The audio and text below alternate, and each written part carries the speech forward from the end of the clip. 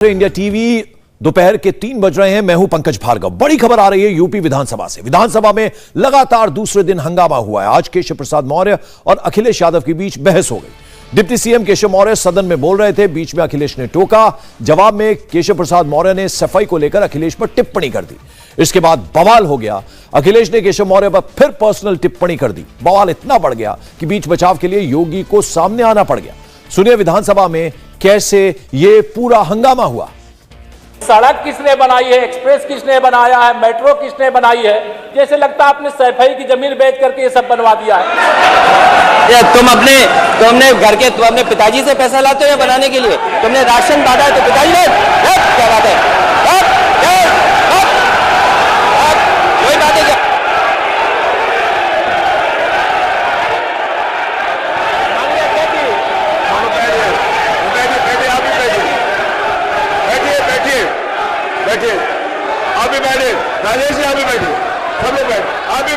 सड़क किसने बनाई है, एक्सप्रेस किसने बनाया है, मेट्रो किसने बनाई है? जैसे लगता है आपने सैफई की जमीन बेच करके ये सब बनवा दिया है। तुमने घर के तुम अपने पिताजी से पैसा लाते हो या बनाने के लिए? तुमने राशन बांटा है तो पिताजी ने क्या बात है? कोई बात है क्या?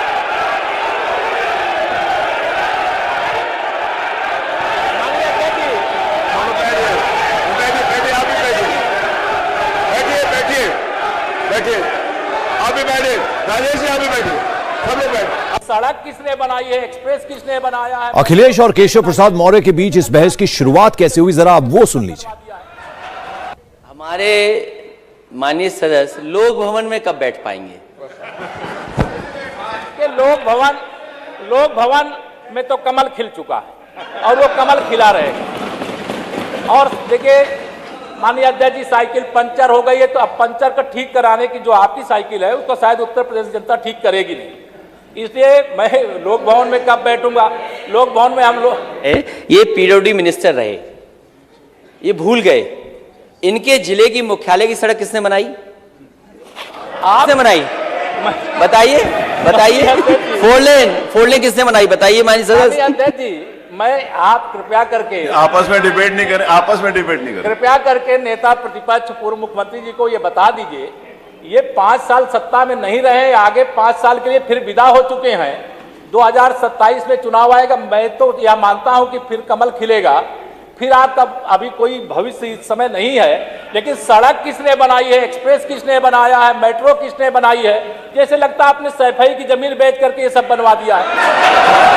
तुमने घर के तुम अपने पिताजी से पैसा लाते हो या बनाने के लिए? तुमने राशन बांटा है तो पिताजी ने क्या बात है? कोई बात है क्या?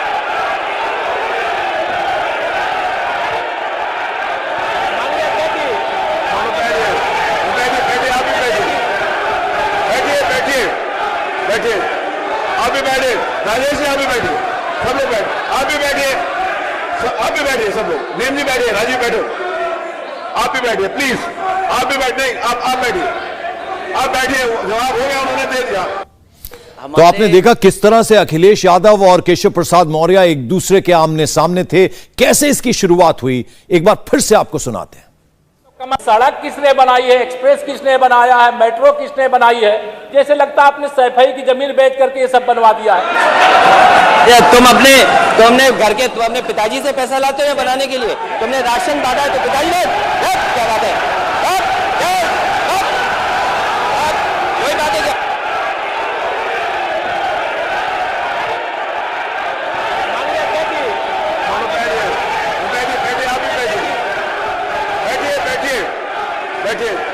आप भी बैठे, राजेश जी आप भी बैठिए, सब लोग बैठे, आप भी बैठिए। और अखिलेश यादव की इस टिप्पणी के बाद योगी आदित्यनाथ खड़े हो गए। अखिलेश के बयान पर उन्होंने नाराजगी जाहिर की। सीएम योगी ने कहा कि सदन के अंदर तू तू मैं की भाषा का इस्तेमाल ठीक नहीं है। पूरा सदन माननीय नेता प्रतिपक्ष को सुनता रहा, बड़ी शालीनता के साथ उन्होंने अपनी बात कही। विपक्ष के नेता का जो दायित्व था, उन्होंने अपने कर्तव्यों का निर्वहन किया। हम लोगों ने सुना। इस सदन में और सरकार के उप मुख्यमंत्री अपनी बात को रख रहे हैं, बीच में रनिंग कमेंट्री का मतलब क्या है? और दूसरा, एक सम्मानित नेता के खिलाफ असभ्य शब्दों का प्रयोग हो, तो शब्द का प्रयोग हो, ये ठीक नहीं है। और मैं बड़ी विनम्रता से कहूंगा नेता प्रतिपक्ष को कि आपको इतना उत्तेजित नहीं होना चाहिए। देखिए, सफाई की बात नहीं कर रहा हूं मैं, सवाल सफाई का नहीं है। देखिए, हम लोग भी जो विकास कार्य करा रहे हैं, या आपकी सरकार के समय जो विकास कार्य हुए होंगे, ये हमारी ड्यूटी थी। सरकार सरकार होती है और हर सरकार को अपनी उपलब्धि को कहने का अधिकार है। माननीय उप मुख्यमंत्री जी ने बिल्कुल सही कहा कि विकास, आपने कहा, आप विकास की जब चर्चा हुई तो उन्होंने जो बातें कही बिल्कुल ठीक ढंग से की थी। आपके यहां के दूसरे नेता या जब माननीय उप मुख्यमंत्री का यहां पर भाषण संपन्न होता, उसके बाद अपनी बात आप लोग कह सकते थे। लेकिन देखिए, मैं कल भी देख रहा था, कल माननीय वित्त मंत्री जब यहां पे जवाब देने के लिए खड़े हुए, उन पर जिस तरीके की भाषा का प्रयोग उस समय किया गया, आज फिर हम देख रहे हैं। देखिए, लोकतंत्र में हर सदस्य को सदन में अपनी बात रखने का पूरा अधिकार है, और अगर आप कहेंगे तो कैसे इस बात की अपेक्षा रखते हैं कि इस पार से उसका जवाब नहीं मिलेगा? पूरे 1 घंटे से अधिक समय तक पूरा सदन और खासतौर पर सत्ता पक्ष से जुड़े हुए सभी मान्य सदस्यों ने आपकी बात को बहुत ध्यान से सुना। देखिए, सहमत होना ना होना अपना विषय है, नहीं, सवाल दूसरा नहीं।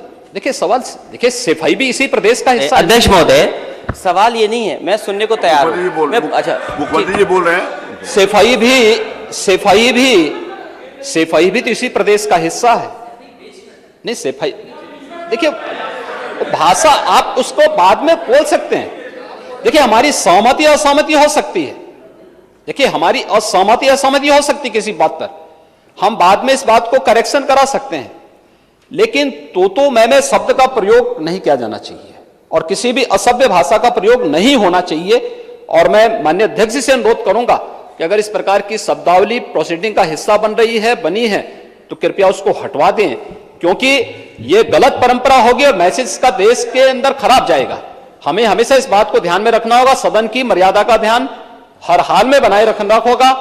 दूसरा, जब एक सदस्य बोल रहा हो तो सदस्य के बीच में, और खासतौर पर उप मुख्यमंत्री बोल रहे हो, तो बीच में रनिंग कमेंट्री करना, बीच में धमकी देना, ये चीजें ठीक नहीं है। और मुझे लगता है सदन की मर्यादाएं इससे आहत होती हैं, कोई भी इसको नहीं स्वीकार करेगा। और मैं विनम्रता से कहूंगा माननीय नेता प्रतिपक्ष को, उनका सम्मान है, वे सबसे बड़े विपक्षी दल के नेता हैं, और मुझे लगता है कि इस मर्यादा की अपेक्षा केवल सत्ता पक्ष से ही न करें, विपक्ष भी उस मर्यादा का पालन करेगा तो दोनों का सम्मान बना रहेगा। और यह सम्मान दोनों का बना रहे। देखिए, सहमति असहमति लोकतंत्र की ताकत है, या आवश्यक नहीं, हम ये नहीं कहते हमारी बात से सहमत हूं, या मैं ये भी नहीं कह सकता कि मैं आपकी बात से सहमत हूं। जब मेरी बारी आएगी, मैंने तो पूरे 1 घंटे तक आपकी बात को सुना, मेरी बारी जब मेरे दल की ओर से मेरी बारी लगाई जाएगी, मैं उस दिन अपनी बात को यहां पे रखूंगा। मैंने आपके पूरे भाषण को इसलिए सुना ही नहीं, प्रोसीडिंग मंगाऊंगा, फिर देखूंगा, उसका पूरा जवाब भी दूंगा यहां सदन पे। और मैं उम्मीद करूंगा कि सभी विपक्षी नेतागण उस दिन यहां पर हमारे बात को भी सुनेंगे। लेकिन एक सरकार के वरिष्ठतम नेता में से एक और उप मुख्यमंत्री, जो लगातार दूसरी बार उप मुख्यमंत्री हो रहे हैं, उनके द्वारा अपनी बात को रखा जा रहा हो, मुझे लगता है शालीनता से हमें सुनना चाहिए। अगर हमें लगता है गलत हो रहा है, देखिए, बहुत सारी चीजें अगर हम भी इस बात को कहते, बहुत सारी चीजें नेता प्रतिपक्ष भी ऐसी थी जो आपत्तिजनक हो सकती थी, हमने सुना।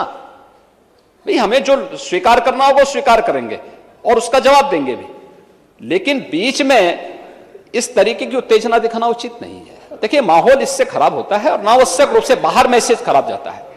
हमारे बारे में टिप्पणियां होती हैं, सदन के बारे में टिप्पणी होती है, हर एक सदस्य की मर्यादा भंग होती है और सदस्य की इसका सम्मान बाहर तार तार होता है, पब्लिक में इसका मैसेज खराब होता है और इस प्रकार की शब्दावली का प्रयोग ना हो। और अगर ये तो शब्द का प्रयोग हुआ है तो मैं आपसे अनुरोध करूंगा कि कृपया इसको सदन की प्रोसीडिंग का हिस्सा कतई न बनाने दिया जाए, क्योंकि ये आने वाले समय में नजीर बनेगा। फिर यही होगा जो इससे पहले इस सदन में होता रहा है, उस चीज को हर हाल में रोकना होगा। और मैं आपसे विनम्र अनुरोध करूंगा कि ये रनिंग कमेंट्री, बीच में धमकी देना, ये चीजें बंद होनी चाहिए। अच्छा होगा कि योगी आदित्यनाथ को आपने सुना, सीधे सीधे उन्हें अखिलेश यादव को संदेश दिया। उन्होंने कहा कि मर्यादा का ख्याल रखना चाहिए, तू की मैं की भाषा का इस्तेमाल नहीं होना चाहिए। और उन्होंने कहा कि डिप्टी सीएम अगर अपनी बात कह रहा हो तो बीच में रनिंग कमेंट्री नहीं होनी चाहिए। तो साफ साफ शब्दों में उन्होंने नेता विपक्ष अखिलेश यादव को यह संदेश दिया कि इस तरह का जो अमर्यादित व्यवहार है वो सदन के अंदर नहीं होना चाहिए। इसकी शुरुआत कैसे हुई, जरा आपको एक बार फिर से वो सुनाते हैं। सड़क किसने बनाई है, एक्सप्रेस किसने बनाया है, मेट्रो किसने बनाई है? जैसे लगता है आपने सैफई की जमीन बेच करके ये सब बनवा दिया है। तुम अपने पिताजी से पैसा लाते हो या बनाने के लिए? तुमने राशन बांटा है तो पिताजी ने क्या बात है? कोई बात है क्या?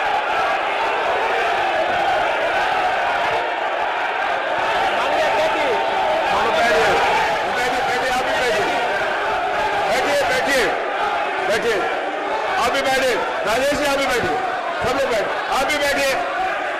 सड़क किसने बनाई है, एक्सप्रेस किसने बनाया है, मेट्रो किसने बनाई है? जैसे लगता है आपने सैफई की जमीन बेच करके ये सब बनवा दिया है।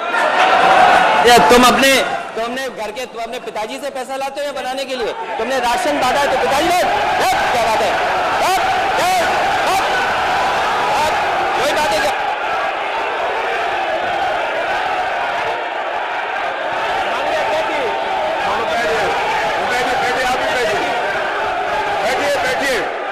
बैठिए, आप भी बैठिए, राजेश जी आप भी बैठिए, सब लोग बैठिए, आप भी बैठिए। और इस वक्त की एक और बड़ी खबर आपको बता दें, अखिलेश यादव की पत्नी डिंपल यादव की राज्यसभा दावेदारी में एक नया पेच आ गया है। डिंपल यादव को आज राज्यसभा चुनाव के लिए नामांकन करना था, लेकिन अब खबर आ रही है कि उनके आज पर्चा भरने की संभावना नहीं है।